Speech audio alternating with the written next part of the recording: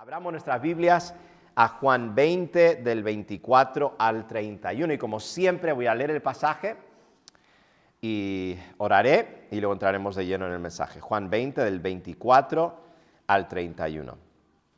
Dice así: Pero Tomás, uno de los 12, llamado Dídimo, no estaba con ellos cuando Jesús vino. Le dijeron pues los otros discípulos: Al Señor hemos visto.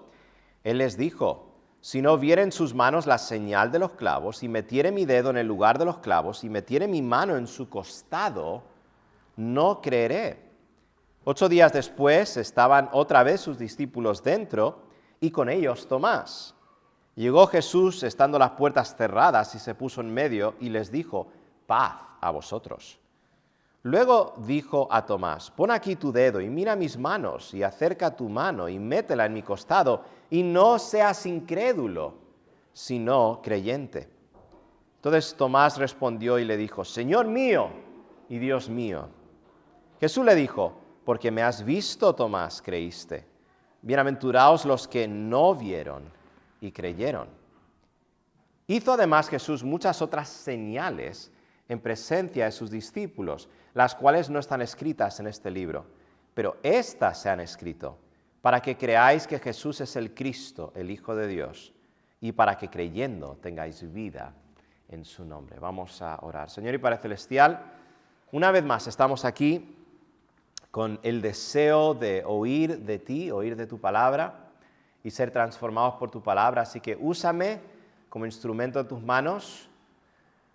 Señor, ayúdanos a ver el final de Juan, así como vimos el inicio, y ver qué podemos aprender acerca de ti y qué podemos aprender acerca de cómo debemos responder a Cristo y cómo nosotros podemos realmente saber si somos salvos o no, cuál es la naturaleza de la fe, ese tipo de cosas. Señor, ayúdanos a ver y entender todo esto, porque todo te lo pido en el nombre de Jesús. Amén. Quiero que os fijéis en los últimos 2 versículos del capítulo 20 que acabamos de leer. Dice, versículo 30 al 31, hizo además Jesús muchas otras señales en presencia de sus discípulos, las cuales no están escritas en este libro, pero éstas se han escrito para que creáis que Jesús es el Cristo, el Hijo de Dios, y para que creyendo tengáis vida en su nombre. En estos versículos vemos una declaración del propósito de Juan al escribir este libro. Podríamos resumirlo de esta manera: Juan escribió este libro para que creyésemos en Jesús. En otras palabras, Juan no escribió este libro para que tuviésemos información acerca de un personaje histórico llamado Jesús. Yo os animo, cuando estéis compartiendo cualquiera de los evangelios con alguien, pero en este caso imagínate que estás compartiendo el evangelio de Juan y tienes un amigo incrédulo y estás estudiando el evangelio de Juan con esa persona, necesitas entender una cosa: tu meta no es simplemente que conozcan al personaje histórico de Jesús. Obviamente hay que empezar por ahí, pero la meta, la oración, el deseo es que crean en Jesús, que sea una fe genuina, que sea una fe verdadera. Juan escribió este libro para que creyésemos en Jesús. Ahora, cuando leemos el propósito de Juan al leer este libro, inmediatamente 2 preguntas se nos vienen a la mente, o deberían venirnos a la mente. Sin duda, los que leyeron este libro en el siglo I y II también se hicieron las mismas preguntas. Las preguntas inevitables al leer la declaración de propósito de Juan son estas: ¿por qué debo creer en Jesús? ¿Por qué debo creer en Jesús? Y 2, ¿qué significa creer en Jesús? Seguramente la pregunta más común que las personas se hicieron al leer Juan en el siglo I o al escuchar el mensaje de los primeros cristianos fue la primera pregunta: ¿por qué debería creer en Jesús? ¿Quién es este Jesús? En especial, mediante el Evangelio iba llegando más lejos, ¿verdad?, de la zona donde Jesús había ministrado. ¿Quién es este Jesús y por qué debo yo creer en Él? Piensa conmigo por un momento en lo radical que habría sonado el mensaje del cristianismo en el primer siglo a los judíos de la dispersión, esos judíos que estaban esparcidos alrededor del Imperio Romano, y a los romanos. Quiero que creas en este Jesús. ¿Y quién es Jesús? Bueno, Él es el Mesías, Él es Cristo. ¿Y de dónde viene? Bueno, Él viene de Nazaret, ¿verdad? Ese pueblo tan pequeño. ¿Quién es este Cristo, verdad? Los judíos hubiesen pensado, bueno, estamos hablando de alguien que fue condenado por ser un blasfemo y fue entregado a los romanos para ser justamente castigado. Y murió, y ahí se acabó la historia. Y los romanos hubiesen pensado también lo mismo. ¿Por qué debemos creer en este Jesús, quien fue crucificado por los romanos? Ahora, en nuestro tiempo también hay personas que piensan lo mismo. 1 Corintios 1, del 22 al 23, dice esto: porque los judíos piden señales y los griegos buscan sabiduría, pero nosotros predicamos a Cristo crucificado, para los gentiles ciertamente tropezadero y para los gentiles locura. Pero hay una segunda pregunta que nos hacemos, o deberíamos hacernos, cuando leemos el propósito de Juan al escribir este libro. Y la pregunta es esta: ¿qué significa creer en Jesús? ¿Qué significa creer en Jesús? ¿Qué quiso decir Juan cuando escribió Juan 3:16? Que dice, porque de tal manera amó Dios al mundo, que ha dado a su Hijo unigénito, para que todo aquel que en Él cree, no se pierda, mas tenga vida eterna. Felizmente la respuesta a estas dos preguntas se encuentra en este libro. Amigos, si estás aquí o escuchando o viendo este mensaje y no eres creyente, quiero invitarte a leer el Evangelio según Juan y buscar la respuesta a estas dos preguntas. Todos deberían hacer ese ejercicio por lo menos una vez en su vida. Las afirmaciones del cristianismo demandan que explores el cristianismo por ti mismo. Porque si Cristo realmente es quien dijo ser, lo que tú haces con Jesús, de eso va a depender tu destino final, de eso va a depender tu eternidad.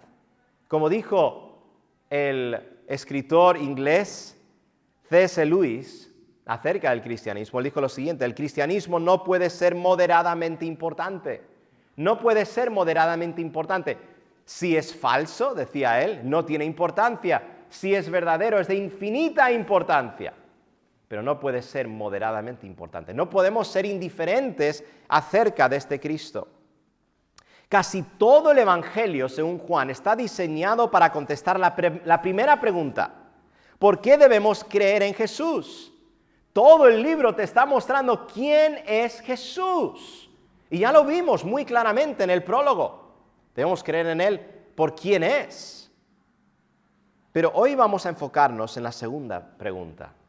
¿Qué significa creer en Jesús? ¿Qué significa creer en Jesús? Esta pregunta es importante por varios motivos. En primer lugar, porque la tercera parte del mundo profesa fe en Jesús. ¿Sabías eso? La tercera parte del mundo. Supuestamente, una de cada 3 personas en el mundo profesa fe en Jesús. Ahora, ¿debemos creer que todas estas personas son verdaderos discípulos de Jesús? ¿Debemos creer que todas estas personas tienen vida eterna? Y eso nos lleva a hacernos la pregunta: ¿cuál es la naturaleza de una fe que salva? Porque no es suficiente simplemente afirmar que creemos en Jesús. ¿Qué significa realmente creer en Jesús? ¿Y cómo sé si la fe que yo tengo es verdadera? Segunda razón por la cual es importante hacernos esta pregunta de qué significa creer en Jesús, es porque hay muchos malentendidos acerca de lo que significa creer. Para muchos, lo que significa creer es simplemente haberte criado en una tradición cristiana. Y el hecho de que tú sabes que Jesús vivió y sabes que Jesús existió y sabes algunas cosas acerca de Él, quizá vas a misa de vez en cuando, quizá vas a algún culto religioso de vez en cuando, y eso es suficiente para poder decir que crees en Jesús. Y por último, la razón que es importante hacernos esta pregunta es porque las consecuencias de ser un falso creyente son demasiado serias. Piensa en las consecuencias de no ser un verdadero creyente. Juan 3:36 lo resume muy bien para nosotros. Dice esto: el que cree en el Hijo tiene vida eterna. Entonces, creer en el Hijo significa que tienes vida eterna. Pero ¿qué sucede si no crees? Pero el que rehúsa creer en el Hijo no verá la vida, sino que la ira de Dios está sobre él. Ante nosotros hay una gran diferencia, gran separación entre aquellos que creen y aquellos que no creen. Una vez más, ¿qué significa creer en Jesús? ¿Qué significa creer en Jesús? Hoy vamos a ver 3 verdades acerca de lo que significa creer en Jesús y vamos a ver estas verdades en la famosa escena donde Tomás no cree que Jesús ha resucitado y luego Jesús se le aparece. Es una historia muy conocida. Es más, se habla de Tomás y siempre se dice, no seas como Tomás, no dudes, ¿no? Pobrecito Tomás, por toda la eternidad siempre se le asocia con la duda. Entonces, ¿qué significa creer en Jesús? ¿Qué significa creer en Jesús? Número 1, si eres de los que te gusta tomar apuntes. Número 1, no significa creer sin evidencia. No significa creer sin evidencia. Algunos han leído la escena de Jesús y Tomás y piensan que en este pasaje Jesús está afirmando la creencia popular de que la fe y la razón, o la fe y la evidencia, son 2 cosas completamente contrarias. Puedes tener fe o razón, fe o evidencia, pero no puedes tener las 2 cosas al mismo tiempo. Tienes que decir, ¿vas a ser una persona religiosa? Se oye mucho eso. ¿O vas a ser una persona de ciencia? Una persona que observa la evidencia empírica y fundamenta su vida en eso. Luego hay algunos creyentes sinceros que piensan que Jesús está enseñando en este pasaje que una fe genuina y pura es una fe ciega. Una fe que cree sin necesidad de evidencia. La verdad es que a simple vista eso es lo que parece que Jesús está enseñando en esta famosa escena. Veamos esta escena parte por parte. Primero, quisiera leerla y luego vamos a tratar de ver parte por parte lo que está sucediendo aquí, resumiendo este diálogo entre Jesús y Tomás. Mira qué dice, el versículo 24 al 29. Dice, pero Tomás, uno de los 12, llamado Dídimo, no estaba con ellos cuando Jesús vino. Le dijeron pues los otros discípulos, al Señor hemos visto. Él les dijo, si no viere en sus manos la señal de los clavos, y metiere mi dedo en el lugar de los clavos, y metiere mi mano en su costado, no creeré. 8 días después estaban otra vez sus discípulos dentro y con ellos Tomás. Luego Jesús, estando las puertas cerradas, llegó Jesús, estando las puertas cerradas, y se puso en medio y les dijo, paz a vosotros. Luego dijo a Tomás, pon aquí tu dedo y mira mis manos, y acerca tu mano y métela en mi costado, y no seas incrédulo, sino creyente. Entonces Tomás respondió y le dijo, Señor mío y Dios mío. Jesús le dijo, porque me has visto, Tomás, creíste. Bienaventurados los que no vieron y creyeron. Entonces, ¿qué es lo que sucede? En primer lugar, Tomás no cree que Jesús ha resucitado. Él oye del resto de los discípulos que ya habían visto a Jesús, sino que cuando Jesús se apareció la primera vez no estaba Tomás, ¿verdad? Entonces ellos le dicen, mira, hemos visto a Cristo resucitado, y Tomás no cree lo que ellos han dicho. Luego Tomás demanda evidencia empírica muy específica para creer. En el versículo 25 dice, si no viere en sus manos la señal de los clavos y metiere mi dedo en el lugar de los clavos y metiere mi mano en su costado, no creeré.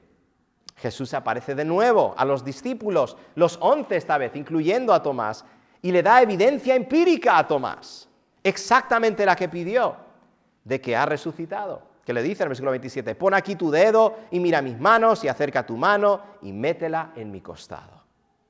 Jesús exhorta amorosamente a Tomás y le dice, que crea. No seas incrédulo, le dice, sino creyente. Tomás profesa fe en Jesús. ¿Qué dice? El versículo 28, Señor mío y Dios mío. Jesús declara que Tomás cree porque ha visto. Porque me has visto, Tomás, creíste. Jesús declara que son bienaventurados los que creen sin ver. La última parte del versículo 29. Bienaventurados los que no vieron y creyeron. Ahora, ¿cuál es nuestra primera impresión de este pasaje?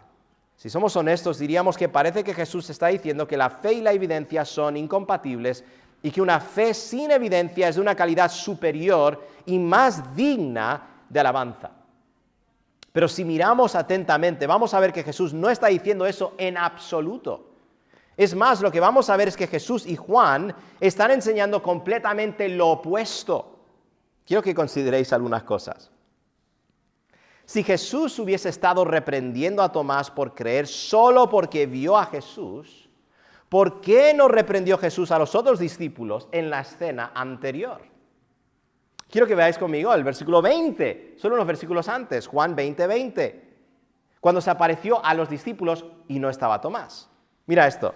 Y cuando les hubo dicho esto, ¿qué hace? Les mostró las manos y el costado.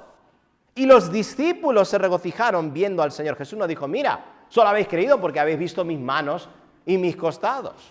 No, Jesús les mostró esta evidencia para que creyesen. Jesús reprendió a Tomás por su actitud de incredulidad. Él estaba actuando como los judíos incrédulos que demandaban señales para creer. Una vez más, el versículo 25.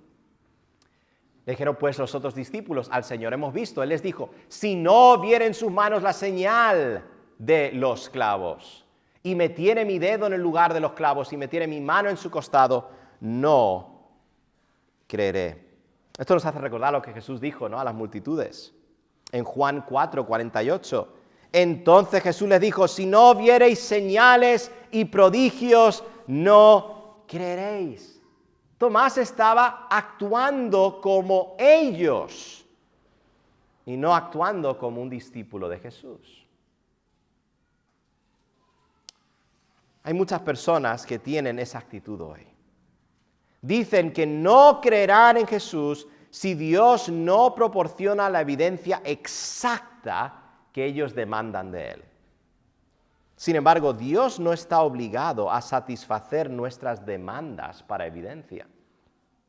Él nos ha dado todo lo que necesitamos para creer. El problema es nuestro corazón incrédulo. Entonces Jesús le está diciendo a Tomás, no actúes como los incrédulos que piden una señal que les satisfaga a ellos, sino más bien, no seas incrédulo, sino creyente.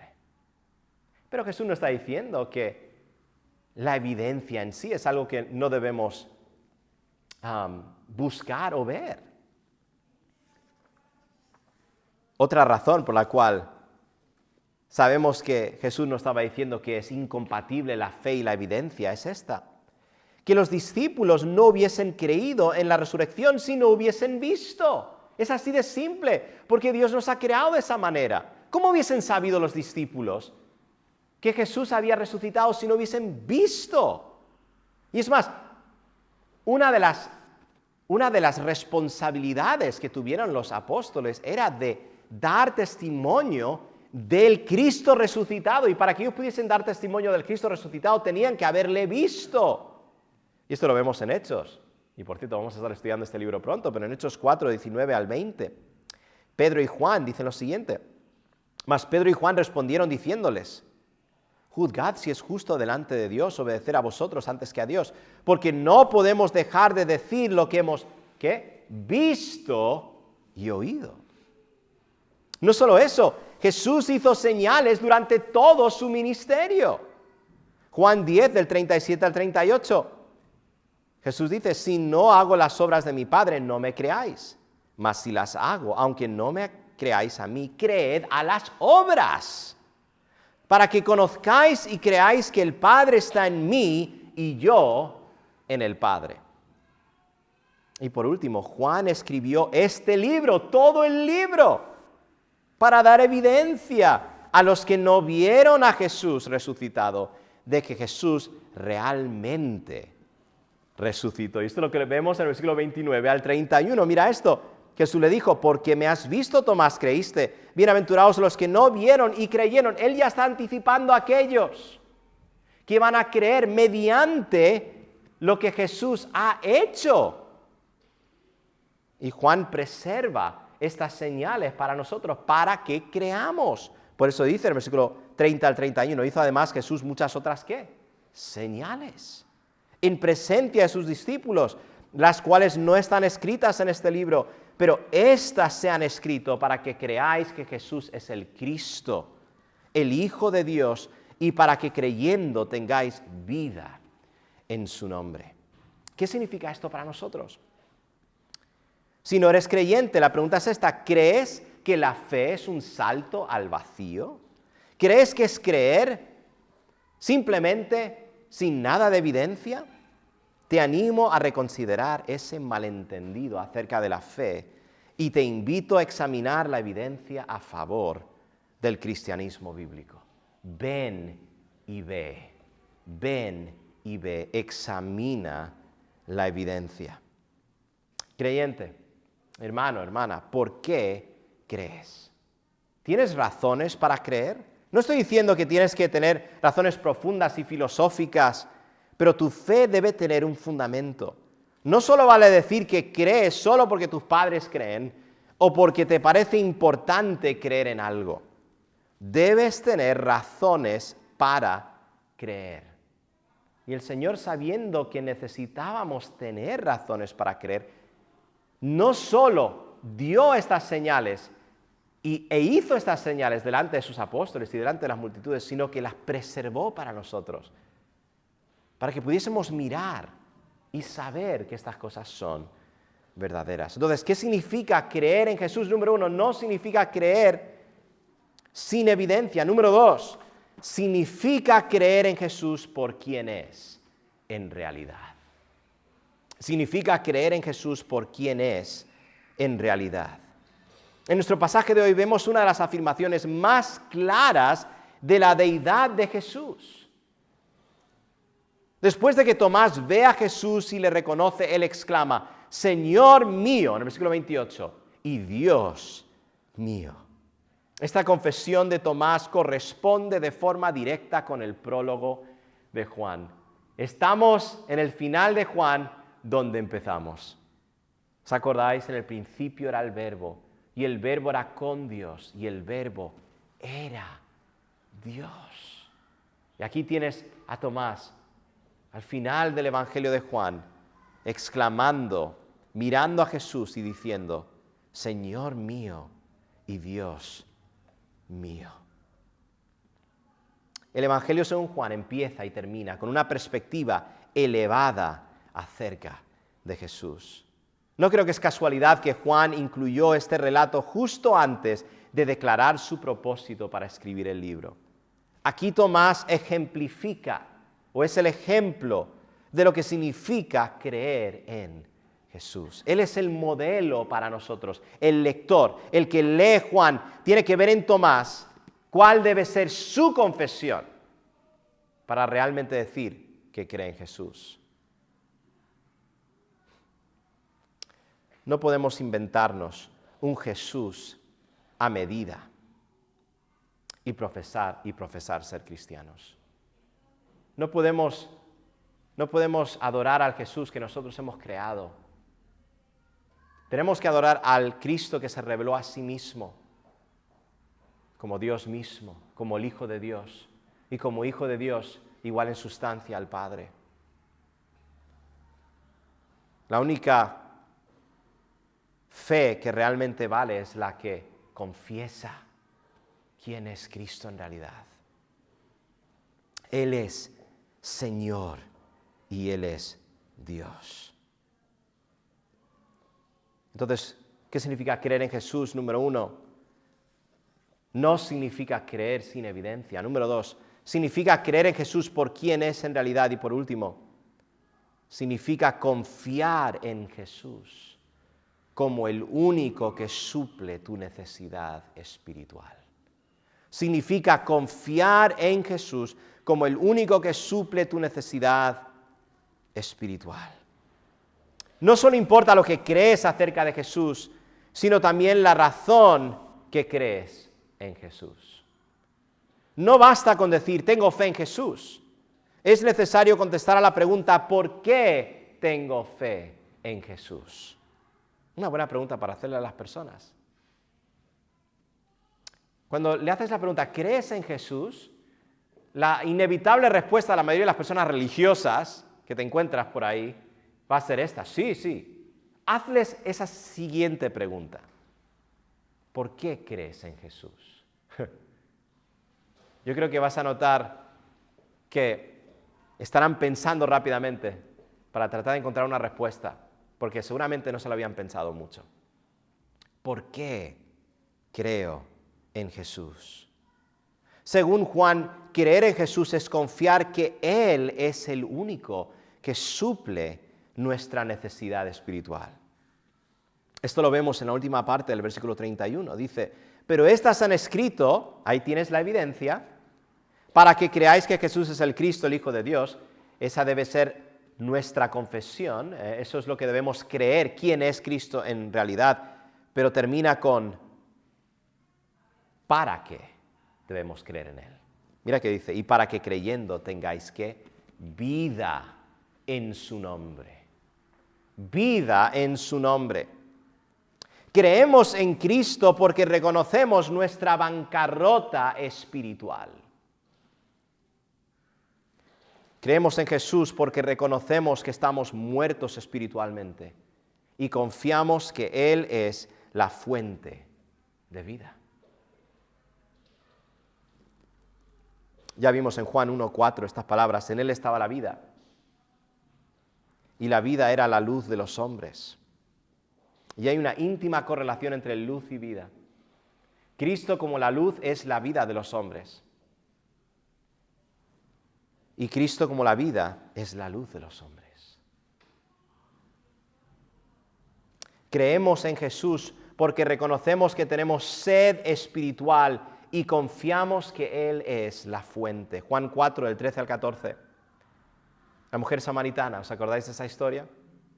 Respondió Jesús y le dijo, cualquiera que bebiere de esta agua volverá a tener sed.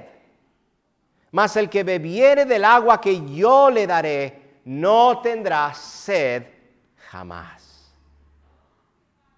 Sino que el agua que yo le daré será en él una fuente de agua que salte para vida eterna. Juan 7:37. En el último y gran día de la fiesta, Jesús se puso en pie y alzó la voz diciendo, si alguno tiene sed, venga a mí y beba. Tenemos que entender una cosa, todas estas cosas que estamos viendo aquí, seguimos viendo, son cosas que Dios tiene que darnos ojos para ver. Porque ninguno de nosotros reconocemos nuestra necesidad de Dios, nuestra bancarrota espiritual, aparte de una obra sobrenatural de Dios. Pero mi oración en esta mañana es que Dios te pueda dar ojos para ver, que puedas darte cuenta por qué debes creer en Él, porque estás muerto. Porque estamos muertos en nuestro estado natural. Y solo Cristo nos puede dar vida. Que estamos sedientos. Y solo Cristo es el agua, pero no solo eso. Creemos en Jesús porque reconocemos que tenemos hambre espiritual. Y sabemos que Él es el único que satisface. Jesús dijo en Juan 6:35. Jesús les dijo, yo soy el pan de vida. Yo soy el pan de vida. El que a mí viene nunca tendrá hambre, y el que en mí cree no tendrá sed jamás. Creemos en Jesús porque reconocemos que estamos en tinieblas, y Él es la luz del mundo. Juan 8:12. Otra vez Jesús les habló diciendo, yo soy la luz del mundo. El que me sigue no andará en tinieblas, sino que tendrá la luz de la vida. Una vez más, Juan no escribió este Evangelio para que tuviésemos información simplemente acerca de Jesús. Él escribió este Evangelio para que doblásemos las rodillas ante Jesús como Señor y Dios, y para que viniésemos a Él para recibir vida espiritual. ¿Cuál es la naturaleza de la fe que salva? Es una fe que reconoce a Jesús por quien es en realidad.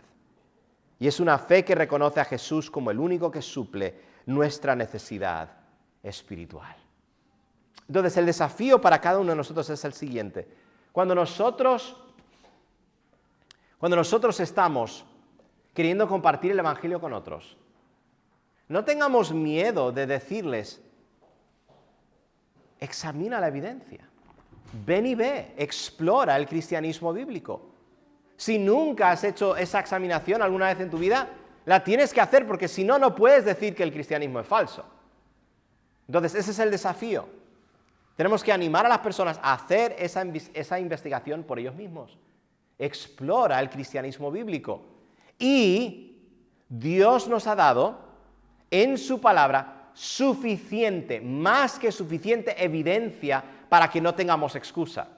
Entonces no tenemos que pensar, si solo tuviésemos más evidencia, si solo tuviésemos más pruebas. No, el incrédulo no tiene el derecho de demandar señales, de decir, yo creeré en ti si haces esto. Es lo que estaban haciendo los judíos incrédulos, ¿verdad?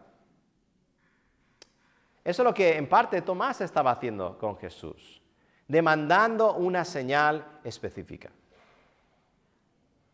No, Cristo es Señor. Y Él nos ha dado toda la evidencia que necesitamos para saber quién es Él. Y Juan narra para nosotros, por medio del Espíritu Santo, inspirado por el Espíritu Santo, estas señales que Cristo hizo, que nos muestran quién es Él. Así que examina la evidencia. Estas señales hablan por sí mismas. Pero luego, necesitamos entender que la fe que salva es una fe que reconoce de todo corazón, no solo intelectualmente, quién es Jesús, que confiesa como Tomás, mi Señor y mi Dios. Pero ahí también hay un peligro, porque tú puedes conocer tanta información acerca de Cristo que tú puedes unirte a los demás y confesar a Cristo. Puedes incluso dar disertaciones acerca de quién es Jesús. Pero el último ingrediente que falta es el siguiente. ¿Por qué crees en Jesús? Tú crees en Jesús porque reconoces que estás roto espiritualmente, que estás muerto, que tienes sed, que tienes hambre, que estás en tinieblas. Y esto Dios hace por su obra del nuevo nacimiento, te da ojos para ver. Y cuando eso sucede, ven a Cristo en arrepentimiento y fe. Ven a Cristo en arrepentimiento y fe, descansando en Él y solo en Él para tu salvación. Reconociendo que Cristo hizo todo lo que hizo en su vida, en su muerte y resurrección, para reconciliarte con Dios, para que seas adoptado en la familia de Dios y para que tengas vida eterna, lo cual significa para que puedas vivir eternamente con Él como hijo de Dios y reinar con Él por toda la eternidad. No es solo qué crees, sino por qué crees. Entonces, si estás aquí y no conoces a Cristo como Señor y Salvador, mi ánimo, mi deseo para ti es que tú puedas hablar conmigo después del culto, hablar con cualquiera de los hermanos aquí, y puedas saber con certeza que realmente eres salvo.